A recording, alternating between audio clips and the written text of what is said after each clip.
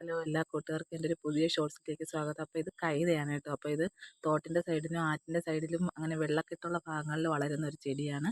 അപ്പോൾ നമ്മുടെ ഭാഗത്ത് ഇപ്പോഴും ഈ കൈതയൊക്കെ ഉണ്ട് കേട്ടോ. അപ്പോൾ പണ്ട് പായൊക്കെ ഉണ്ടാക്കാനായിട്ട് ഇതിൻ്റെ ഓല എടുക്കുമായിരുന്നു. അപ്പോൾ ഇന്ന് കണ്ടൊരു കാഴ്ചയാണ് കൈതച്ചക്ക. നല്ല വിളഞ്ഞ് പഴുത്ത് മഞ്ഞ കളറിൽ നിൽക്കുന്ന ഒരു കൈതച്ചക്ക. ഈ കൈതച്ചക്ക നമ്മൾ കഴിക്കാൻ എടുക്കില്ല കേട്ടോ. അപ്പോൾ ഇത് താഴമ്പൂവിൻ്റെ സമമായിട്ടുള്ള പൂവാണ്. അതിൻ്റെ ഇലയും എല്ലാം കണ്ടാൽ നമ്മൾ താഴമ്പൂവാണെന്നേ വിചാരിക്കുള്ളൂ.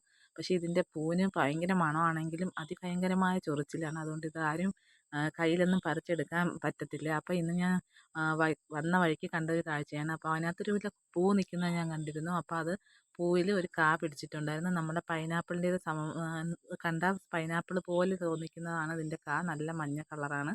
അപ്പോൾ ഇത് നമ്മൾ കഴിക്കാറില്ല. പണ്ട് ആനയ്ക്കൊക്കെ കൊടുക്കുമായിരുന്നു. അപ്പോൾ കണ്ടോ, ഇതാണ് കൈതയും കൈതച്ചക്കയും. അപ്പോൾ ഈ വീഡിയോ ഇഷ്ടപ്പെട്ട എല്ലാവരും ലൈക്ക് ചെയ്ത് സബ്സ്ക്രൈബ് ചെയ്ത് സപ്പോർട്ട് ചെയ്യണേ. ബായ്.